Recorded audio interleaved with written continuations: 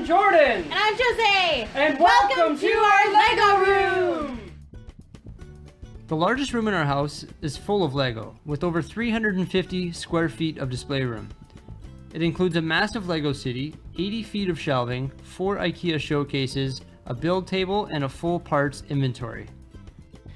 Today we are going to be taking a look at the entire Lego room, starting with the Lego city known as Brickmanton. The Lego city is approximately 215 square feet and includes many different elements such as a beach, boat docks, Ninjago District, an amusement park, a train yard, and much more. Brickmanton is always growing and changing, and I don't think it'll ever be complete. One of my favorite things to do is to rearrange the city. Some areas of the city will always be under construction.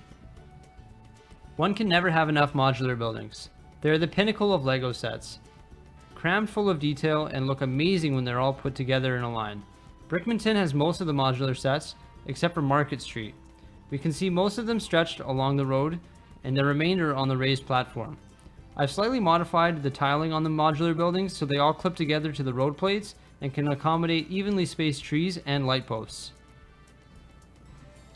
Lego releases a new modular building every January, and I wonder what the new year will bring. I love each and every modular building, but it's hard to pick a favorite. What's yours? Let us know by commenting below. We both love boats and fishing. Over here we can see the amazing Lego idea set known as the Old Fishing Store. This is a truly amazing set and does a fantastic job for setting the tone for a large boat dock and boat launch. Boating is a popular activity in Brickmanton, so the boat launch always has a long lineup of eager fishermen and recreationalists. Here, citizens can catch the bus, purchase some snacks, or head across the street where you can find a strip mall with Toys R Us, 7-Eleven, Starbucks, and a Tiffany's. Woohoo! I'll take an extra hot venti double shot gingerbread latte with foam whip, please. Across the street from the modular buildings, there's a residential area, road access to the promenade, and the Quickie Mart. Something relatively new to Brickmanton is the raised platform. It hosts 4 modular buildings, the Avengers Tower, and still has plenty of room for developments. The raised platform makes a lot of room for underground trains and adds a new dimension to Brickmanton. For now, the gap created by the raised platform is covered by some building facades and some black wood. This will change and improve in the near future. Who are you gonna call? Ghostbusters! In this area of Brickmanton, we have the Ghostbusters HQ along with the Ecto-1. Across the street, we can see the Lego factory that produces all the bricks for Brickmanton. And just behind that, the entrance to the train yard. The Lego factory is a large building that sits on 2 32 by 32 stud base plates. It has 3 large garage doors for shipping and receiving.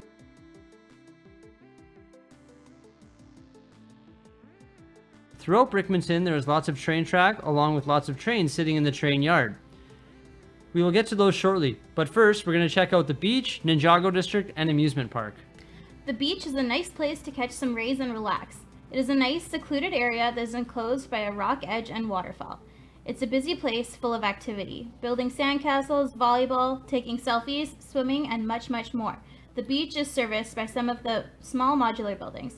Just below the beach is an underwater scene that is home to the Pirates of the Caribbean Silent Mary, plenty of sharks, and a deep sea set. We are still looking to improve this area with additional sets, plants, and lighting. Just above the beach, there are a couple secluded cabins followed by the Ninjago District. The Ninjago District is a water-based community that is home to the Ninjago City, the Temple of Air Jitsu, and a community of fishers. All the properties in the Ninjago District are connected by wooden walkways. This area is still in its early stage of construction, as there are many details that are still missing in the surrounding grounds and train station. The large train station services the Ninjago District and the amusement park using an elevated rail and the high-speed passenger train. Within the train stations, there is a pizzeria, a Lego store, and a waiting area. After exiting the train, guests can access the amusement park, buy tickets, and are ready for an epic time. The amusement park is action-packed with 4 rides, food stands, a fountain, games, and a raised Disney castle that includes a stage. Our inspiration for the design surrounding the castle and the park itself came from our love of the real-life Disney World amusement park. Slow rides and thrill rides. The amusement park has them both. A Ferris wheel, roller coaster, carousel, mixer. What's your favorite creator ride? Beside the amusement park, we have the industrial train yard, in which is home to some locomotives, wagons, train garages, and an overhead loading crane. One can never have enough trains. Let's fire up the cargo train and the high-speed passenger train and take them around Brickmanton. The cargo trains go around the city on the ground line. By doubling up locomotives, it can pull more wagons and run more efficiently. As it leaves the train yard, it goes under the elevated train line and disappears under the raised platform. Coming out the other side and goes behind the modular buildings around the corner and heads back towards the train yard.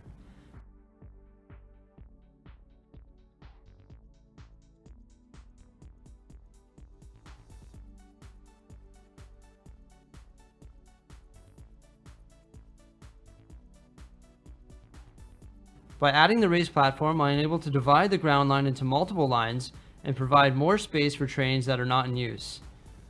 This is still a work in progress. I've ran out of track.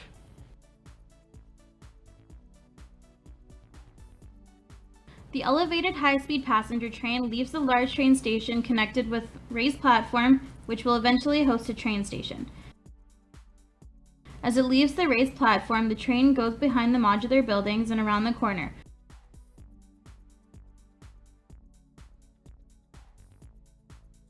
Over the ocean and back to the train station.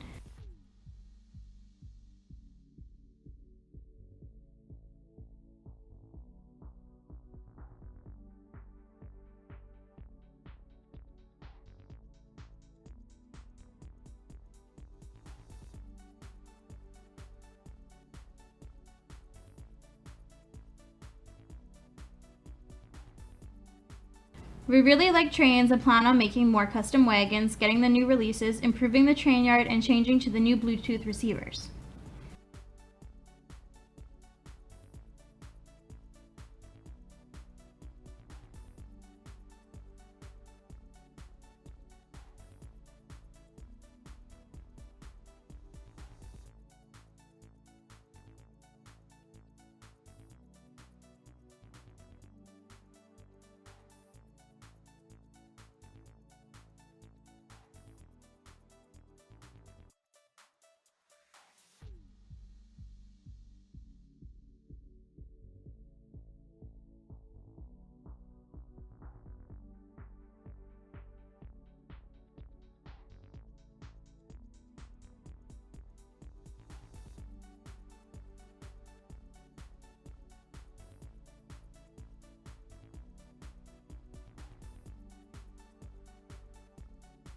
Brickmanton is always changing and being developed. The newest development is a table in the middle of the room that hosts the promenade and Brixey Manor.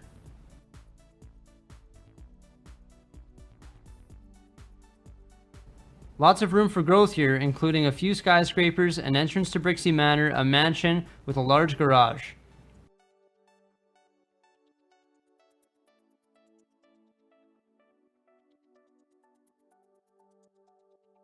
This wraps up our full LEGO City review. Now it's time to dive into all the LEGO sets in this LEGO room.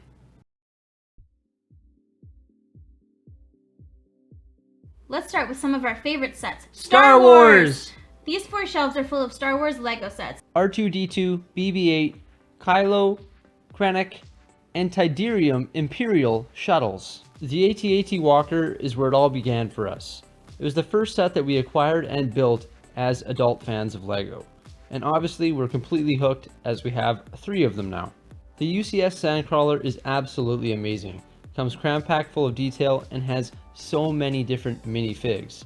It's also one thing I really like about Star Wars sets is there's so many different iconic minifigs found within the sets. Also, the sets use a nice even mix of different building techniques such as Technic and plate work.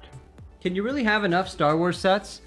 I was into buying cheaper and more affordable ones similar to the ones we see on these shelves.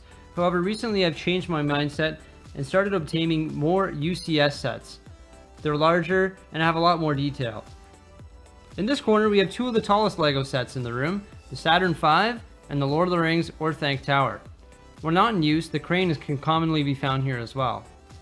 Next to that we have the Helicarrier and some more Star Wars UCS sets such as the Ewok Village, Death Star, Slave 1, X-Wing Red 5, and finally the Millennium Falcon, which we can see sitting on the Efferman stand.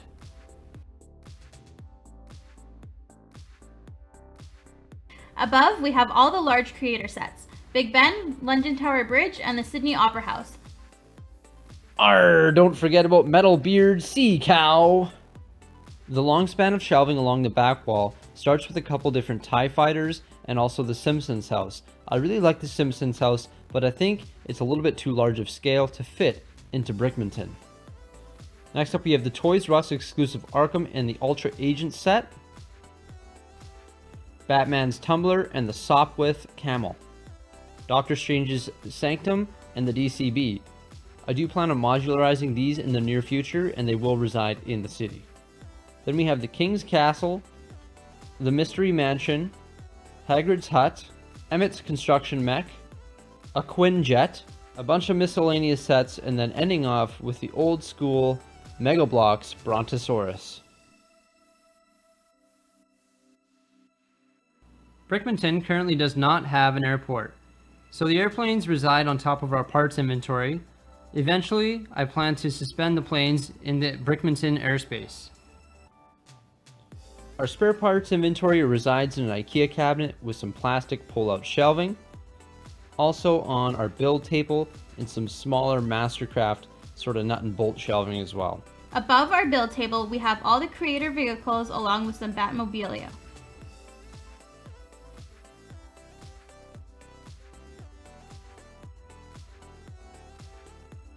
In the 4 IKEA cabinets, we have our minifig displays along with other items.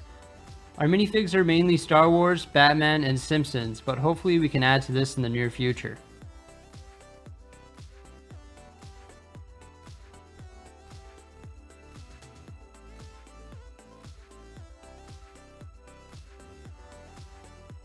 So that wraps up our complete review of our LEGO room. We look forward to continue building a bigger, brighter future with LEGO bricks.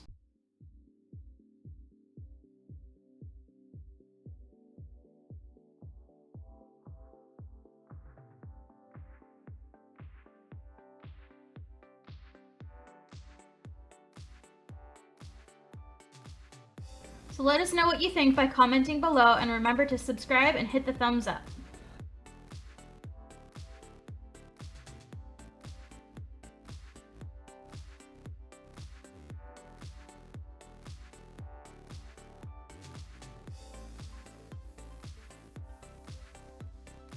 Thanks a lot for watching, guys, and we'll see you next time.